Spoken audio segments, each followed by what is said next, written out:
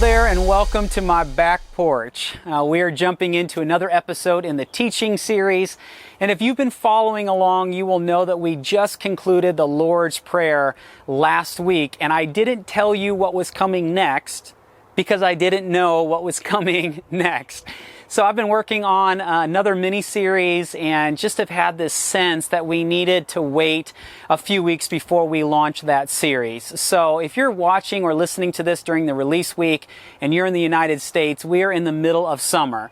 For those of you in other parts of the world, it isn't summer for you, but for us in the States, it is summer. People are visiting friends and family, they're going on vacation. And one of the things that I was just thinking about is knowing that people are traveling a lot and they're out of their normal routines, that perhaps some families would want to watch some of the teaching series during the summer because they're not in their normal worship setting during the weekend. And just knowing that all throughout the last series, all the teachings were between 20 and 24 minutes, I thought it would be helpful to do some just individual episodes that were a little bit shorter, that would be easier for people to jump into during the summer months for those who are particularly in the United States, and also for families to be able to have something that's a little bit shorter that their kids would be able to engage and be able to stay attentive to throughout the entire thing. So that's what we're going to do for the next several weeks, and then in due time I'll let you know when we're going to start our next mini-series. So for today's episode, I want to just talk about something that I've been thinking about a lot lately. And really, lately has been over the last year, and that's because my family and I have been in this season of loss. And it's like almost every single month for the last year, we have gotten some kind of news of something traumatic happening and tragic. In fact, only one of the deaths that we've experienced in the last year has been kind of expected. It was my grandma. I mean, it wasn't expected it was going to happen when it did, but we knew that she's in her 90s and she's not going to be around forever. But I lost my grandma right after Christmas, but then my grandpa, who had already started having some mental stuff like this, just spun him into the ground, and he's still alive, but mentally he's gone. And so that was an unexpected byproduct to the loss of my grandma. But the loss of my grandma, which was unexpected, but it was also somewhat expected, is the only death that we've experienced in the last year that was kind of in that realm of, well, we know it's kind of coming. All the rest of them have just been devastating, tragic losses for dear friends, for family, for just people in my family's world. And it has just been so unbelievably difficult. One of my best friends at age 34 was classified with a rare form of dementia, and he has not died, but mentally he's gone. He's unrecognizable. And so just Shallon and I walking with, his wife and their daughters and just trying to figure out how to navigate that. I mean, it's just been one thing after another. And so I've just been thinking a lot lately just about loss and about burdens and just the weights that we carry in life. And I just want to draw for you a picture, and it's not going to just mesmerize you with its artistic style, because as you're going to see, that is not the gift God gave me. And you can see that in this highly sophisticated, out of proportion, but gender inclusive stick figure here, that God has not given me that ability. But the point of this simple graphic is the triangle. So for those of you who are listening, above the stick figure, I have a triangle that's upside down, and the point is on the head of the stick figure. And what this triangle represents are all of the weights that we feel and experience in our lives. The weight, the burdens, the challenging things, the anxieties, the worries that we have, the heartache, that's all represented in this. And we all know what it's like. I mean, my family and I are going through an intensified season right now And maybe you are as well. Maybe your marriage is on the rocks. Maybe finances aren't what they need to be. Maybe you have no clue what your future holds and you're at a critical juncture. You don't know a decision to make and it's keeping you up at night. Maybe for some of you it is a medical report. Maybe for some of you, you did recently lose someone. Like, we all understand what this weight is, and this is part of going through life. Life is hard. Life is challenging. Right? There are just these seasons that we have where it just seems like, all is going well, but by and large, that isn't our reality. Our reality is that we're always carrying something. There's always something that we're bearing.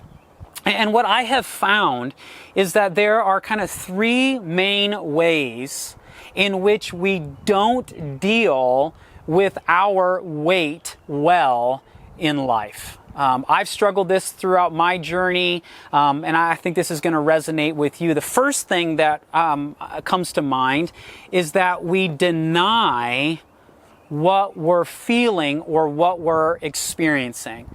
It's like we just go, you know what, I just don't even want to deal with it. I don't even want to acknowledge that it is there. It's kind of like, well, if I don't have to think about it or if I can push it out of my mind, then maybe it'll just go away.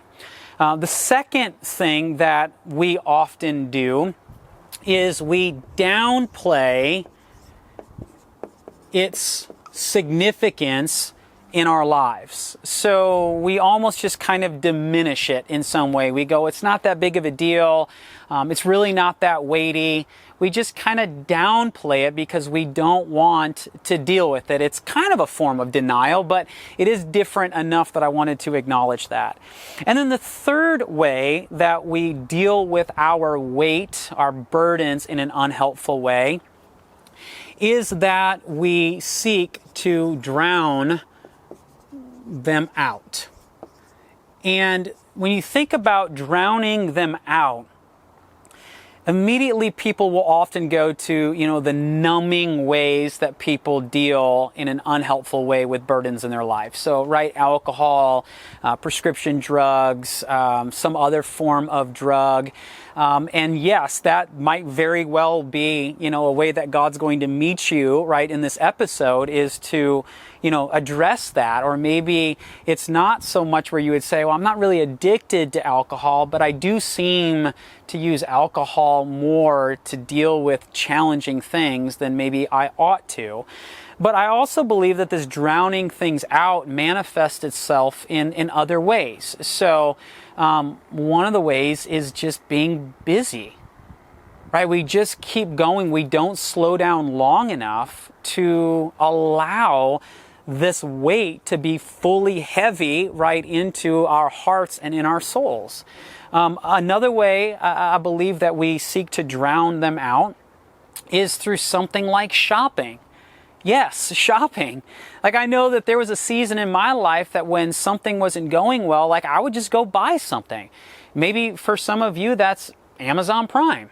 And you start to think about, well, when am I making purchases? And you may go, it's actually maybe on days where I don't feel great about myself and I'm trying to deal with something, or I don't want to deal with something. And so it's manifesting itself in that way.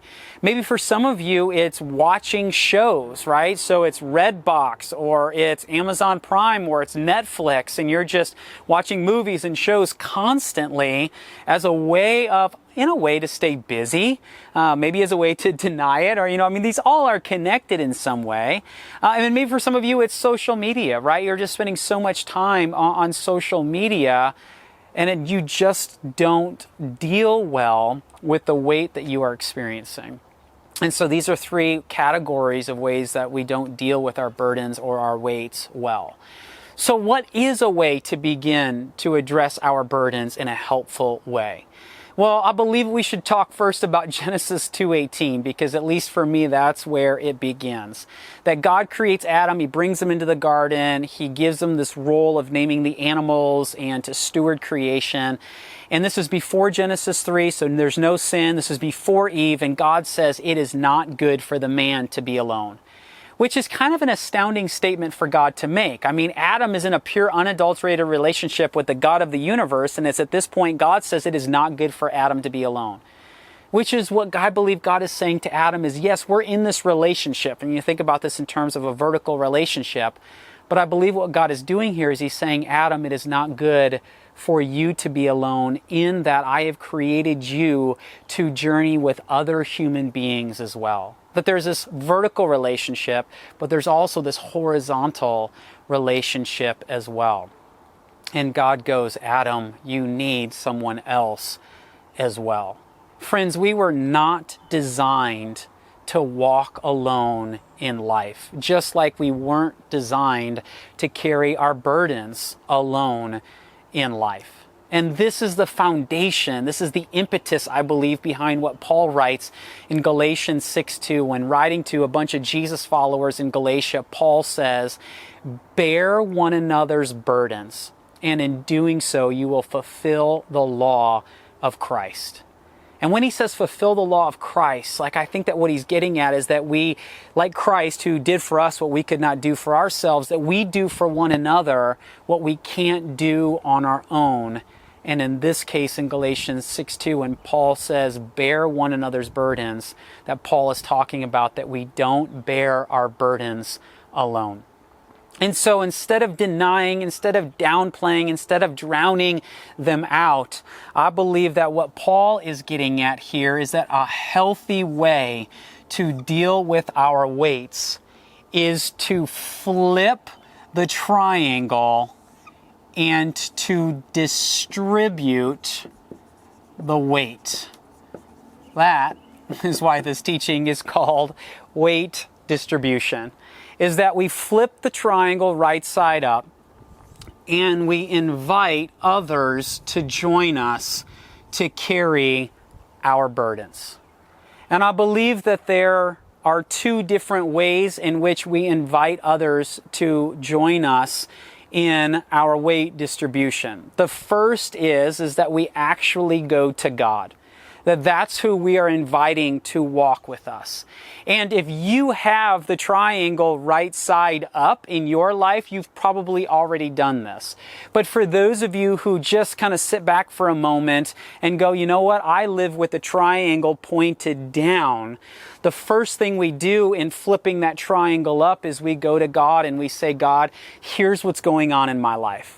Right? We don't deny it. We don't downplay it. We don't drown it out. We go to God and we acknowledge what's there. And we go, God, I need you to help carry the load. I need you to help carry this weight that I feel.